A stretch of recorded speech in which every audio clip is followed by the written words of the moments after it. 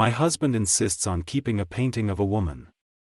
When my husband and I got married for the first time and began to live together, we quarreled a couple. About personal space, about household chores, about decor. Namely, my husband insisted on keeping this strange picture of a woman. "Who is she?" I asked when I first saw her standing by the boxes when we first moved in. "I don't know, I bought it on sale," he replied. It was an original painting. Oil, I think, judging by the way the light reflects off the smears. The canvas depicted a young woman standing in a dark room and looking over her shoulder at the viewer. She was actually quite beautiful. Blonde hair cascaded from her shoulders, a white cotton dress, a delicate heart-shaped face that was more intrusive than cute. It was brightly lit, but the room behind it was dark.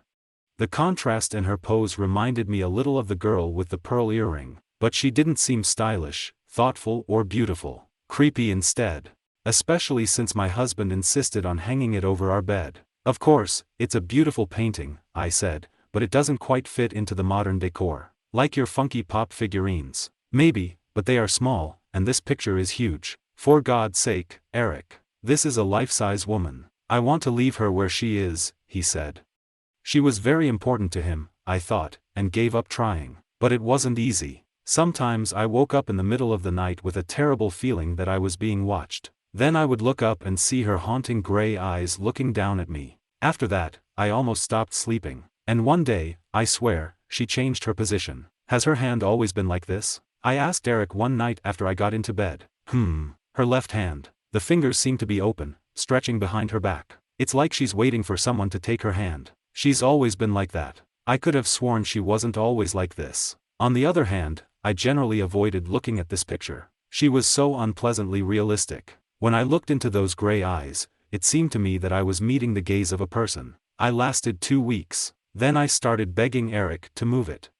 "Can we move this painting to another place? I just can't stand to see this picture when I go to bed. This is the most beautiful picture that we have. It should hang over the bed." "But what about the picture with the sunflower?" "It's just some kind of smear," he said. "It's too simple." "Well, let me put my figures away if you put the painting away." He let out a long sigh. "Okay, I'll rearrange it. That's another thing." I also noticed that he often called the painting she. It was weird. He moved the painting to the stairs, but to be honest, it was even worse. Every time I went downstairs, she was there, looking at me from the landing with her piercing gray eyes.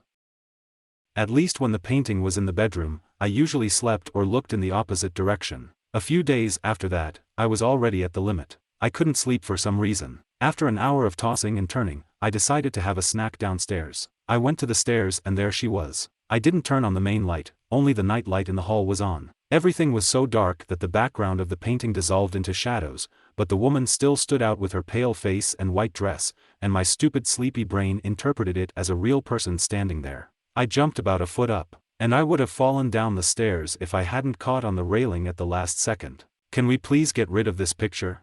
I asked the next morning. Eric turned away from the stove, put down the spatula. "Why? She scared the hell out of me last night and almost fell down the stairs." He stared at me as if unable to understand. "Her? Scared you?" he asked slowly. "Well, rather, she shocked me. I thought there was actually a person standing there." He looked at me. Then he burst out laughing, and after a few seconds, I started laughing too. It was pretty stupid when you think about it. I know I was very sleepy, but still. I thought that a beautiful young blonde in a nightgown had broken into our house. "Okay, I'll move it to my office. Then you won't have to look at her at all." "Sounds good." And for a while after that, everything was fine. I noticed that Eric was spending more time in his office. But he also had a lot of time before submitting his work project. And in general, how can this be related to the picture? He couldn't just stare at her for hours. But only once I caught him doing it. One night he didn't come downstairs to have dinner with me. I called him several times.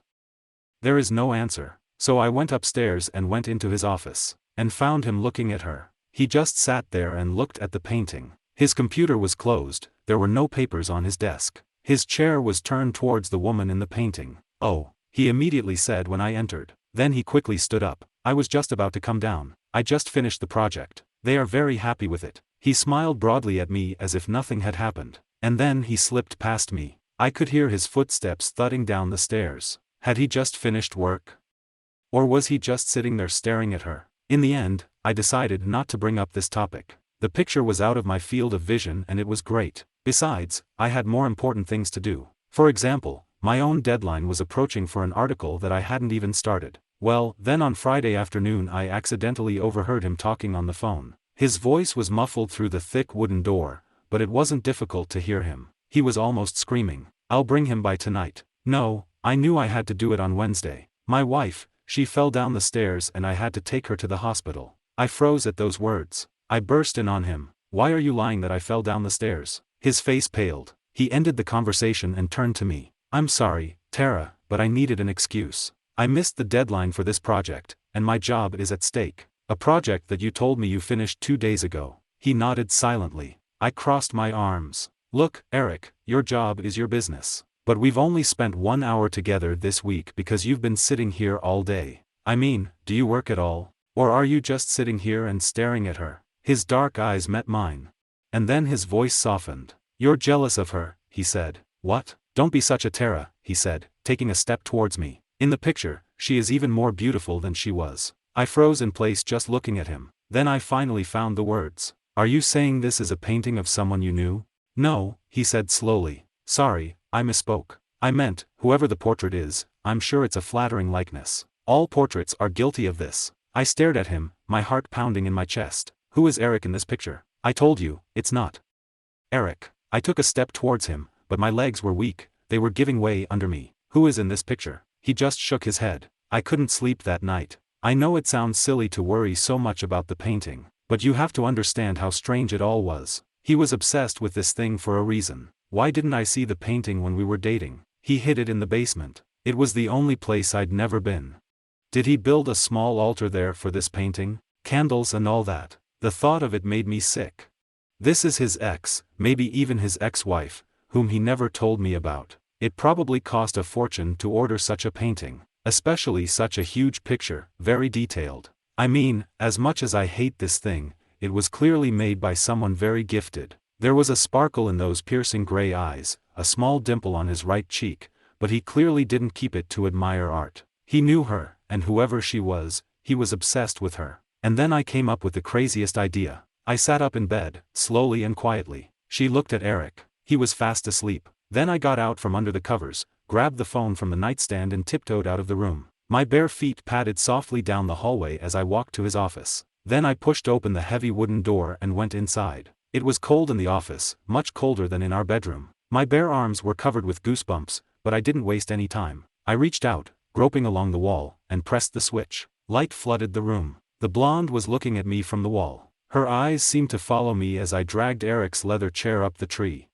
Once at the wall, I stood on a chair. We looked at each other face to face. I've never been this close to a painting before. My face is inches away from her. South close I could really appreciate the details. Each individual cilia is carefully drawn, curving upwards from the follicle. Filamentous stripes of light and dark gray color fill its iris. Her skin is so pale and creamy, dotted with tiny pores. But I wasn't here to evaluate a work of art. I took my phone and took a photo. Then I turned on image search. It took me a few minutes to find the right site and upload the photo. But when the results loaded, I gasped. I was expecting maybe one result if I was lucky. I thought there would be an invoice and a face similar to a painting or an artist's website. But instead, the page was filled with dozens of small pictures of this woman. This was exactly the woman I had been looking at for several weeks. With trembling fingers, I clicked on the first link. A news article opened. The search continues for the missing Franklin College student. My heart sank, little black dots danced before my eyes. I collapsed into the chair behind me, trembling, and began to read. 23-year-old Anya Kelsing disappeared after a walk with her boyfriend. The two separated when they came across the bear. Her backpack was found about a mile from the discovery site, but no trace of Anya was found. And the caption under the photo of this painting on the website. Kelsing was a third-year student at Franklin College majoring in fine art. She recently completed a self-portrait that was exhibited at Like. I clicked on the next article, then another. They all said the same thing. Hiking, bear, disappearing. They all showed a photo together with her self-portrait. She looked strikingly identical to her painted self-portrait. There was no mention of her boyfriend's name anywhere in the article, but it was definitely Eric. The most recent article from 5 years ago was a video clip in which her parents begged everyone to keep looking. Unfortunately, judging by the news articles, this never happened. I do not know how long I sat there. All I remember is that I was pulled out of my train of thought by a loud knock in the hallway. Footsteps, they were approaching the office. I froze. He can't find me here. I looked around the room for a place. Any place I could hide.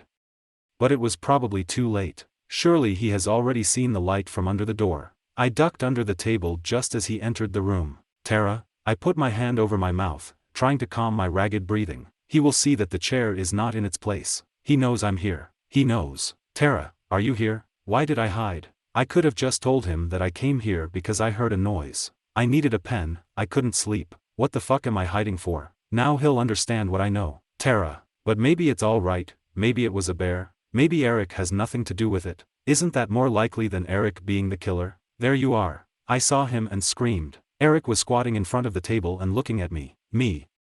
I was looking for a pen. I mumbled uncertainly. I wanted to write something down. I have to buy groceries tomorrow. He tilted his head. A slight smile crossed his lips. I don't think it's true, Tara. I tried to run away. I started to get out from under the table. His hand quickly grabbed my wrist. You figured out who she is, haven't you? Otherwise, you wouldn't be hiding from me. I was trembling in his arms. What did you do to her? I whispered.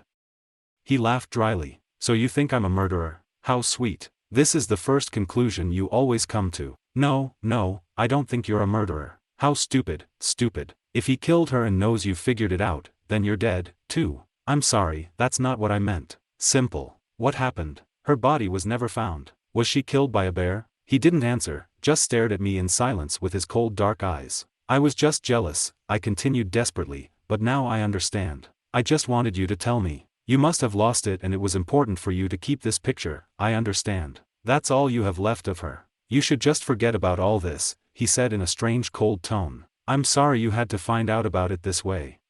I screamed when he lunged at me. It's over. His hands gripped my wrists tightly as he pulled me out from under the table. I recoiled, trying to pull away, but it was useless. A blow. There was a loud crack behind us. Eric turned around and for a split second his grip loosened. I reacted instantly. I broke away from his arms and ran, turning around the table and part of the door. Looking back, I saw Eric running after me. But I also saw what made that noise.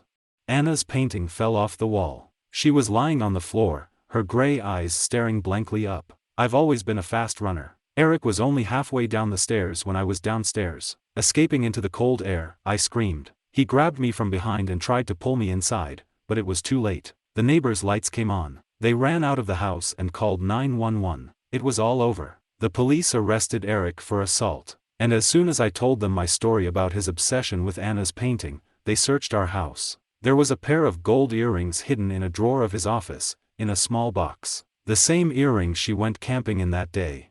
A case was opened against him. I hoped and prayed that Anna would get justice and that the jury would find him guilty of her terrible murder.